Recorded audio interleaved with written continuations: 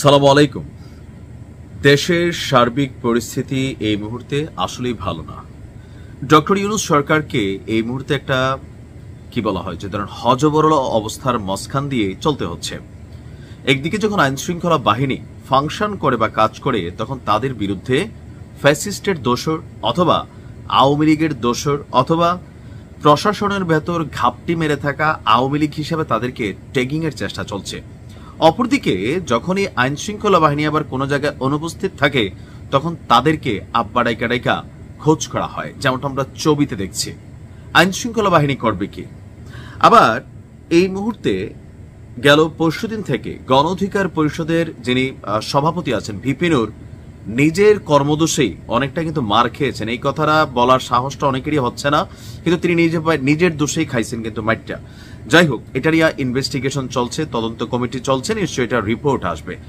এই অবস্থার মাঝখানে জাতীয় পার্টিকে নিষিদ্ধের দাবিতে বরাবরের মতন এনসিপি, জামাত এবং আরো যারা খুচরা দলগুলো আছেন তারা একত্রিত হয়েছেন। এই পরিস্থিতিতে জাতীয় পার্টিও ঝুঁকেঙ্গা নেহি সালা স্টাইলে কিন্তু এবার মাথা তুলে দাঁড়ানোর চেষ্টা করছে।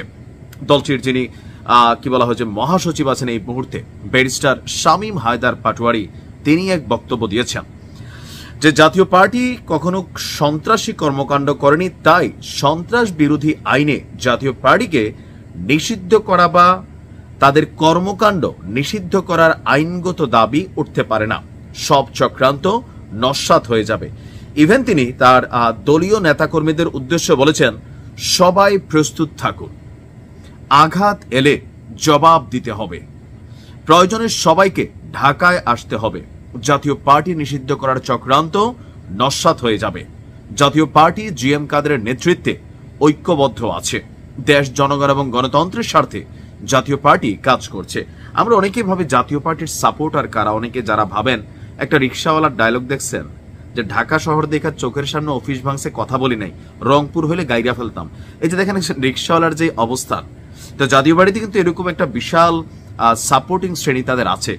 তো এর মাঝখানে জামাত, এনসিপি বা আরো যারা দুই একটা খুচরা দল আছেন এবং কি গণ অধিকার পরিষদও, তারা সবাই যেটা চাচ্ছেন জাতীয় পার্টিকে নিষিদ্ধ করা। বা গতকালকে সারা বাংলাদেশ জুড়ে জাতীয় পার্টির যে কার্যালয়গুলো আছে সেখানে যেভাবে নগ্ন হামলা চলেছে এবং কি ভাঙচুর চলেছে, আগুন দেওয়া চলেছে, এই জিনিসগুলো কিন্তু পজিটিভ না। আপনি মানেন আর না মানেন ভাই, এরকম হইলে আগামী দিনে বাংলাদেশে আজকে ক্ষমতা তো সারা জীবন আবার এই সরকারের হাতেও থাকবে না, পরবর্তী সরকারে থাকবে না, পজিশন পরিবর্তন হবে। তখন আবার দেখা যাবে কি সারা বাংলাদেশে, এবার তো পার্টি অফিসগুলো বন্ধ ছিল, এরপরের বার অফিসগুলো এরকম আগুন দিয়ে জ্বালাই দিবে।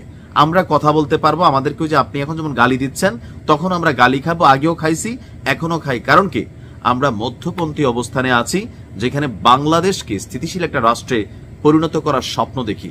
কিন্তু আসলে কি আমাদের এই স্বপ্ন কাজে দিচ্ছে? এখন জাতীয় পার্টি যে জাগ দিছে বা যে যুদ্ধের প্রস্তুতি নিচ্ছে, অন্যান্যরা যেভাবে জাতীয় পার্টিকে একদম 72 ঘন্টা 36 ঘন্টার মধ্যে এই করে ফেলবে, তো এখানে তো একটা সংঘর্ষ ঘটবে।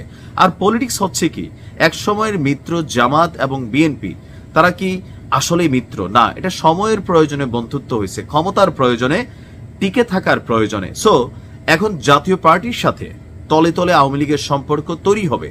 জাতীয় পার্টিতে আওয়ামী লীগ ভর করবে, কিন্তু আপনি তো প্রমাণ করতে হবে। আর কোন আইনে আপনি জাতীয় পার্টিকে এখন মানে সন্ত্রাসী কর্মকাণ্ডে সন্ত্রাস আইনে নিষিদ্ধ করবেন, সেটাও কিন্তু রাষ্ট্রকে সুস্পষ্ট ব্যাখ্যা দিতে হবে। তো এই সার্বিক দিক মিলিয়ে দেশের পরিস্থিতি কিন্তু আসলেই ভালো না। কি ঘটতে যাচ্ছে, কি ঘটবে, প্রতিটা মানুষ টেনশনে আছে। নির্বাচন কি হবে নাকি হবে না, ডক্টর ইউনূস তিনি আসলে এখন কোন পক্ষ অবলম্বন করছেন, নাকি তিনিও ছেড়ে দেমা কাইন্দাবাসী এই অবস্থায় আছেন। সবাইকে ধৈর্য ধরার আহ্বান জানাচ্ছি। মব বা সহিংসতা, যে কোনো আইন বিরোধী কর্মকাণ্ড আপনি হাতে তুলে নিতে পারেন না। রাষ্ট্রের মধ্যে আইন আছে, নিউট্রাল সরকার আছে, আইনের মাধ্যমেই আপনি যা করেন। ভালো থাকুন।